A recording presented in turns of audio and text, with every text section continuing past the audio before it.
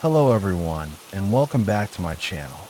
I'd love it if you could leave a comment letting me know where you're listening from around the world. Also, don't forget to like and subscribe if you're enjoying this video. Story 1. It was supposed to be my reset button. A week in the woods. No phone, no internet, no people, just me and nature. Maybe some books and a few long walks to help me forget the mess I left back in Portland. My name's Daniel, 32 years old, former fiance, former optimist. I guess I thought if I got far enough into the trees, I could finally start breathing again. I picked a spot in Oregon's backcountry I'd read about in an old trail guide. Hollow Bend, they called it. Sounded peaceful, isolated, and best of all, completely off-grid. I parked my car off a forgotten dirt road, strapped on my pack, and hiked about 4 miles deep before settling near a mossy ridge with a nice view of the valley. It was perfect. Too perfect, maybe, but I didn't care. I pitched my tent, boiled some rice and beans, read a few chapters of a dog-eared paperback, and fell asleep listening to the wind sliding through the trees. The first night was quiet. Still, that kind of silence you only hear when you're too far from civilization. Not even bugs, just wind and forest. But the second night, that's when things changed. It was around 2 a.m. I woke up needing to pee, but something made me freeze before I unzipped the tent. I didn't know what at first. Just a feeling like my body had sent something my brain hadn't caught up with yet. Then I heard it, crunching, soft, deliberate footsteps outside my tent, moving in the leaves. Slow, like someone was walking in a circle around me. Now, I've been camping since I was a kid. I know what a deer sounds like. I know what a raccoon sounds like. This wasn't that. This was 2 feet. Then the footsteps stopped, right behind me. No sound, no motion, just breathing, shallow and wet, like someone was standing inches from the thin nylon wall. I didn't move. I didn't even blink. My heart was jackhammering in my chest, and every inch of me screamed run, but I knew if I made a sound, it would know I was awake. I lay there, frozen, listening to that breathing for what felt like forever. It went on and on. Then nothing. No footsteps. No breathing. Just dead silence. I waited another hour before daring to sit up. My legs were numb. My hands were shaking. I gripped my little camping knife, like that would have done a damn thing, and waited until dawn. When the sun finally came up, I crawled out of the tent on stiff legs and looked around. That's when I saw the footprints. They were all over the campsite. No boots, no shoes, just bare human feet, dirty and wide, circling the tent like a shark around a drowning man. Some of the prints looked fresh. Some were smeared like whoever, or whatever, had been crawling. But what made my stomach twist into a knot was what was hanging above my tent. A figure made from twigs and vines, tied together with some kind of animal sinew. It looked like a little man, maybe 6 inches tall, arms outstretched like it was reaching for something. It swung slightly in the morning breeze, creaking softly as it turned. I yanked it down and tossed it as far into the woods as I could, then packed up faster than I ever have in my life. I started the hike back toward the road, checking over my shoulder every few minutes. I never saw anyone, not then, but when I got to the ridge line and turned for one last look at the spot, some part of me needing closure, I saw him. Standing halfway between the trees and my old camp was a man. He was naked, his body smeared with dirt and streaks of something darker. His hair was long and matted. He didn't move, didn't speak, just stood there, half in shadow, and smiled. It wasn't a grin. It was something else, something broken, something hungry. I don't remember running, but I must have, because the next thing I knew, I was back in my car, keys trembling in my hand, engine roaring as I tore back toward town. I told myself it was some sick mountain drifter, someone living off the grid, playing games with hikers. But deep down, I don't believe that, because that thing I saw, his eyes, they weren't right. They were too wide, too black, like there was no soul behind them. And sometimes, when I'm walking alone, I still get that feeling, the one I had that night, right before I woke up, like something standing just behind me, breathing. Story 2. 2 summers ago, my cousin Max and I went camping in the Chattahoochee National Forest. We were chasing the kind of peace you can't find in the city, the kind that hums in the trees and hides in the wind, just far enough away from cell towers and noisy neighbors. Max had just gotten out of a long-term relationship, and I was tired. Tired of work, of people, of everything. I needed quiet. We got there later than planned. The sun was already ducking behind the tall Georgia pines as we pulled off a narrow gravel road that looked more like a forgotten trail. I remember how the sky looked like someone had taken a match to cotton candy. Soft, pink, and about to burn. We found a decent spot by an old creek. Real postcard stuff. The water was dark and slow, lined with mossy stones and gnarled tree roots. There was no one around, not even another car, just us and the bugs in the trees. We'd barely unpacked the tent when an old man came walking down the trail, a limp in his step and a mutt trotting behind him. He didn't look like he belonged to the forest. He looked like the forest belonged to him. He stopped, scratched his dog behind the ears, and looked at us for a long moment. Then he said, "Don't stay near the old creek after dark. Strange things happen there." Max laughed. "You mean ghost stories?" The old man didn't laugh back. "Not stories, just strange things, especially if you hear crying." He pointed a crooked finger at the trees. "If you hear her, don't follow the sound. Doesn't matter what she says." Then he tipped his hat, called to his dog, and walked off, disappearing into the dusk like smoke. We didn't take him seriously. Why would we? He was probably just some local who liked messing with tourists. Or maybe he meant wild animals. Bears, coyotes, whatever. By midnight, we were still sitting by the fire, half a bottle of whiskey between us, watching the flames eat the night.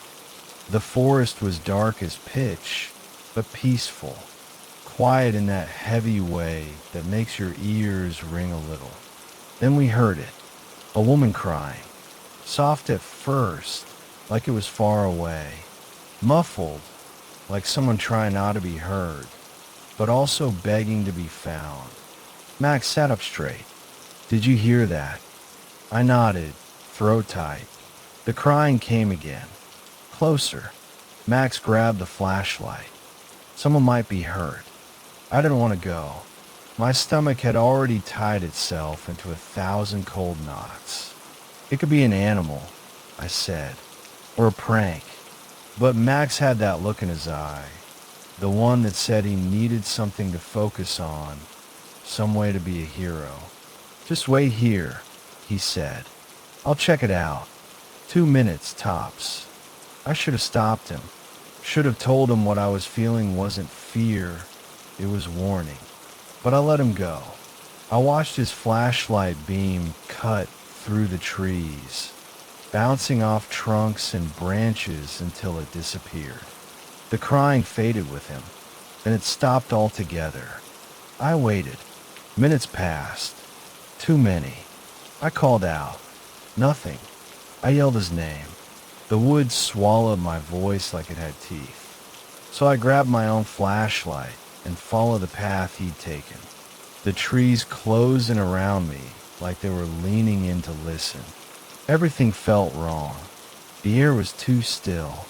The ground too soft. The kind of quiet that feels like it's waiting. Half a mile in, I found his flashlight, lying on the ground, still on, still flickering.